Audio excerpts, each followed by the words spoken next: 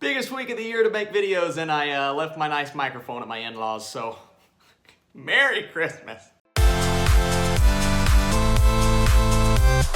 What is up, Flick fans, and welcome back to my channel. It is time for one of the bigger videos that I will do in 2018, and today we are talking about my honorable mentions for the best movies of 2018. Now, we'll get into my top 10, and we'll get into the worst later on in the week, but right now, I had so many movies that I really just wanted to talk about that I couldn't fit it all in one video, so I decided to split it up. I am doing 25 through 11 with some honorable mentions to the honorable mentions, because that makes sense.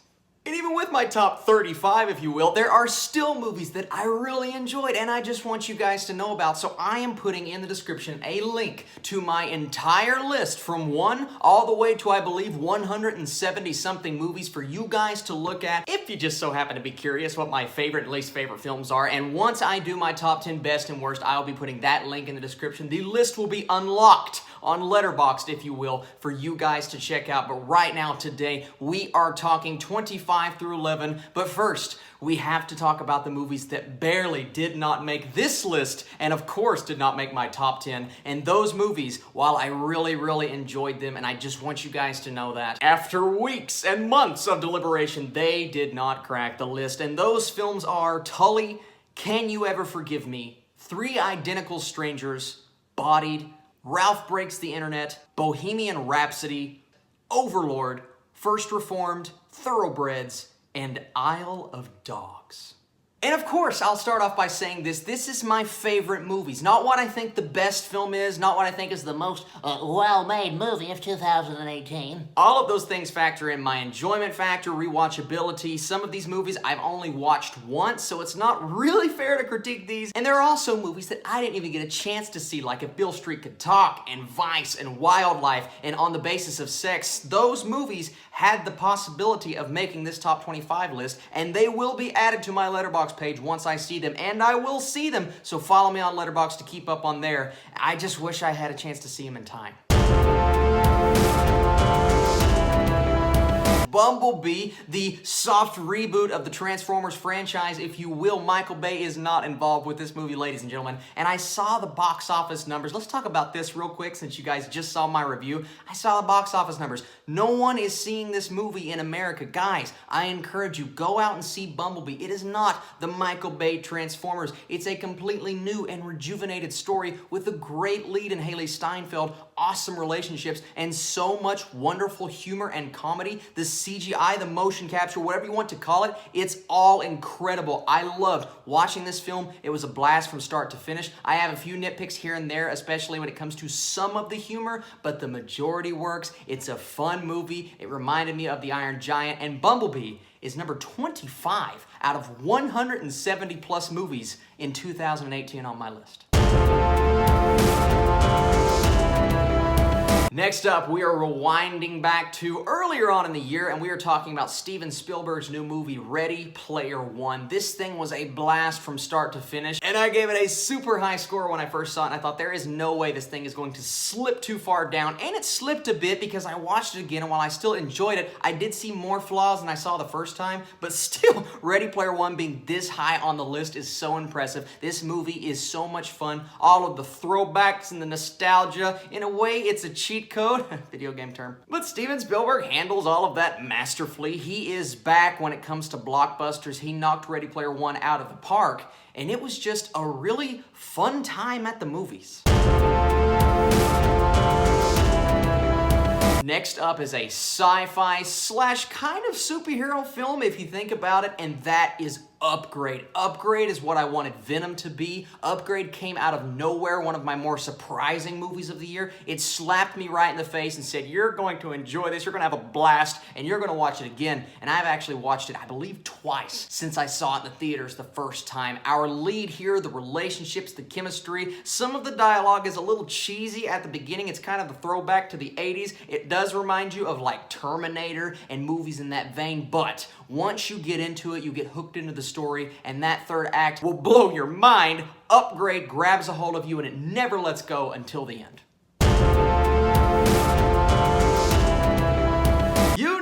going to make the list. That little bear. I actually had to watch this movie again recently, and he did move up on my list. Paddington 2 is probably one of the better movies on this list. If I had to guess, it would probably be in my top 10 most well-made movies of 2018, but this is enjoyment factor. But I have to say, I did thoroughly enjoy this movie. I love the performances. I love the artistic nature. I love Paddington, one of the best lead characters in any franchise in the 2010s. This bear is fantastic. This movie is fantastic. If you haven't seen it, it's not the most entertaining movie in the world, but it's just a really heartfelt time, and you may shed a tear at the end, just saying.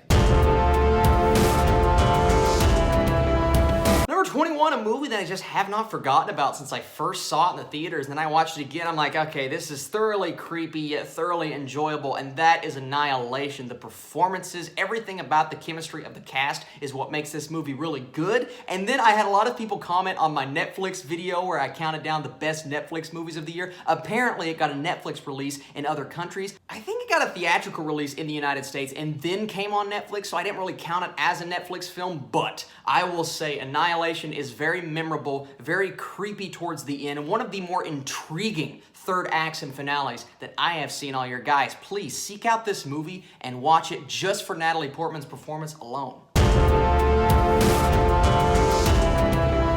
At 20, woo, we're still going here. We are talking about mid-90s. That is the brand new Jonah Hill directed movie. I believe this just came out on Blu-ray, and it's one of those films that it's just so different. It's so artistic. The film style, the aspect ratio, the music, the throwback. And as a kid who was born in the 90s, not necessarily a 90s kid, just because I was so young, but I was born during the time, I did get a lot of memories flooding to my head of, oh, that was that way when I was a kid, that was that way. They captured the moment. They captured the time. While I can't necessarily relate to where they were, I did relate to who they were, and I just thought this movie was a really realistic look into someone's life and very entertaining.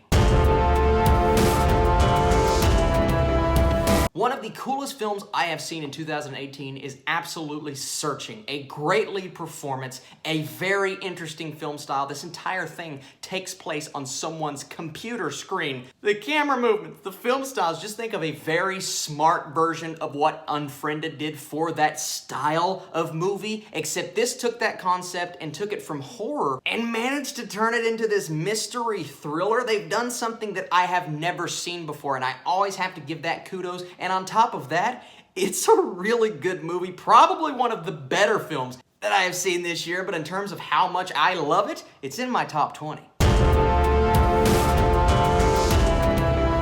We're getting into the films that really fought for a spot in my top 10, and the next one is BlacKkKlansman. I watched BlacKkKlansman and I was completely blown away because I just didn't expect him to direct something like this. Spike Lee brought us something that was super timely and did not slap you in the face with all of the themes. Now, it did towards the end, but the movie itself, not counting that last scene, really intrigued me, engaged me, gave us great performances. We're talking Denzel Washington's son, who was incredible, and then Adam Driver, who may have stolen the movie and is being looked at for multiple nominations in multiple categories, guys. BlacKkKlansman was so funny, so well done, filmed super well, and it's one of those that will be super memorable, and I cannot wait to watch it again. 17 is a movie that I recently watched, and dealing with similar themes to something like The Hate U Give and BlacKkKlansman, that is BlindSpotting, but BlindSpotting was just so different. And I encourage you to see the movie because the acting is great, and there's something that happens towards the end that is one of my favorite moments of the year from any movie. But I just want to talk about how good Daveed Diggs is in this movie. I loved him in Wonder. I know he's a huge star in theater, but he has made his presence known. He rocked every aspect of this film. He is an incredible lead, and I can't wait to watch it again just to see his performance because he's so enthralling. You guys know what it is. Damien Chazelle, one of my favorite filmmakers working right now, somehow did not manage to make my top 10 or even my top 15, but number 16, that's pretty good. And that is First Man. Listen, I love this movie. It's a little slow. My only issue is when I rewatched the film, I found myself a little more bored than I was the first time. Otherwise, if we're talking about the score and the film style and the emotional attachment that I had to Ryan Gosling, listen, I had a lot of people say he was like a stone wall in the this movie. You couldn't read into his emotions. Well, that to me is what he captured about Neil Armstrong. I think he did exactly what he needed to do. He was directed to perfection. I think his performances is one of the better ones of the year. Yes, he was very kind of not entertaining, but that's who his character was, and I loved it. And I think First Man, at the end of the day, is one of the better films of the year. It's a shame it's not being remembered as such. Just go listen to the soundtrack. If nothing else, the score is incredible. Please do yourself a favor. And we get into my top 15. All 5 movies have been in my top 10 at some point throughout the year, and Won't You Be My Neighbor is probably one of the best movies I have seen this year. Quality-wise, not necessarily my favorite because, of course, I'm a superhero fan. I'm a blockbuster guy if they're done right, but Won't You Be My Neighbor is the best documentary I have seen this year, and it just told the story of a man who is one of the best and most incredible men to ever walk the face of the earth, and people really could not find much negative to say about this guy, but the documentary was so well made that it displayed and conveyed all of those points to perfection, guys. Won't You Be My Neighbor was one of my higher, I believe it was tied for my highest score that I gave a film this year. And don't look at the fact that it's number 15 on my list. That's just enjoyment. That's just rewatchability. Won't You Be My Neighbor is maybe the best movie of the year. Please go watch it. Please enjoy it. And please respect Mr. Rogers. Woo! This is a long video. Next up is Hereditary. Hereditary is not everyone's cup of tea. I believe this got an F cinema score, and it's number 14 on my list. Look at that. But it's not everybody's cup of tea. People don't go into a movie like this and expect what they got. They don't expect this artistic, slow build of suspense kind of movie. They want jump scares. They want something that this movie did not manage to deliver, and that's fine. If you go into Hereditary and you don't want what it gives you, I don't blame you, because honestly, I walked out of that movie, I was chilled to the bone. This thing scared me. It freaked me out. The scene with the pole, I will say nothing else. You guys know what I'm talking about. If you have been on Twitter and seen all of the memes, that thing got me. I still think about it. I still think about the third act. One of the creepiest movies I have seen in years. And Hereditary, A24, good job. I can't believe this did not make my top 10. I can't believe it. This fought so hard for a spot in my top 10, and Creed 2 is just an incredible movie, and the more I thought about it, listen, I didn't get a chance to watch this again. I wanted to go and rewatch it. Maybe if I rewatched it and loved it just as much, maybe it would have fought its way into my top 10 spot. I will watch it again eventually, so Letterboxd will tell the tale of how this moves up or down, but right now, I have Creed 2 at the spot that it's at, and I'm pretty comfortable with that because it's an incredible movie. The direction, the only thing for me that's not as tight. Ryan Coogler brought so much to the original, and his direction was so great, but this director, Stephen Cable Jr., man, you have a future in Hollywood. You did a great job. You were a great replacement. I love the performances. I love the story. It's a tad bit familiar. What else are you going to do with the Rocky movie? He's either going to win or lose the fight at the end. Only 2 options.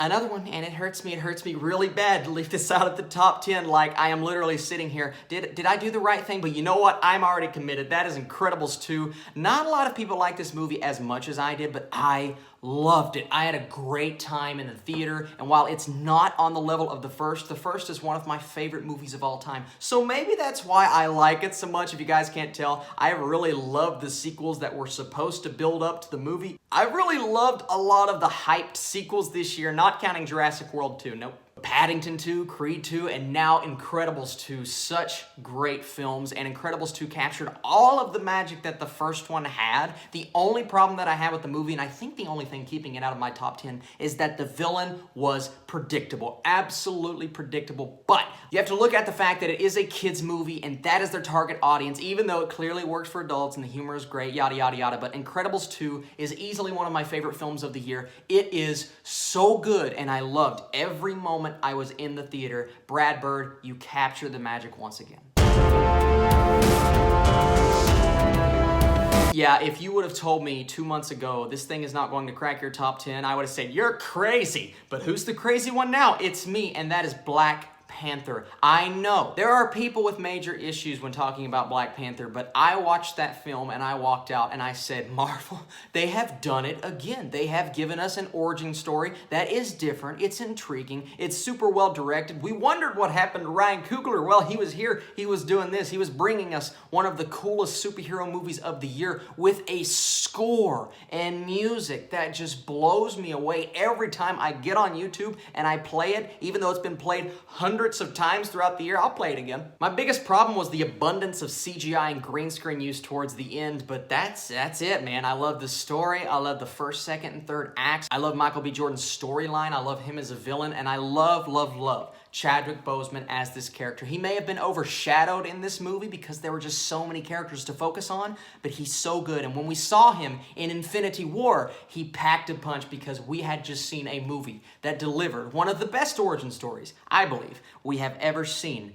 in the MCU. And that is where we stop for now, guys. That is my 25 through 11 with 10 honorable mentions. I have not hit on my top 10 because that video is coming very soon. Be sure to hit that notification bell because later on this week, you guys are getting my top 10 best and my top 10 worst. As of now, I'm thinking the day after Christmas or the day after that is when this video is going to drop. It will most likely drop at nighttime. I just want you guys to be ready because this video, I have worked on it for so long. I am so excited to bring it to you once again. Sorry about the microphone. I left it at my in-laws and it's one of the more important videos I've shot all year. But I truly thank you guys for following me throughout the entire year, and don't go anywhere yet because tomorrow I have a very special Christmas collab coming out and I have over 50 people contributing to that video, and I am so excited for you guys to watch it. We are talking Christmas movies, so if you love Christmas movies, stick around. If you want to see my top 10 best and worst, stick around, and then most anticipated of 2019, that will round out the week. You guys are the absolute best, and I'll catch you later.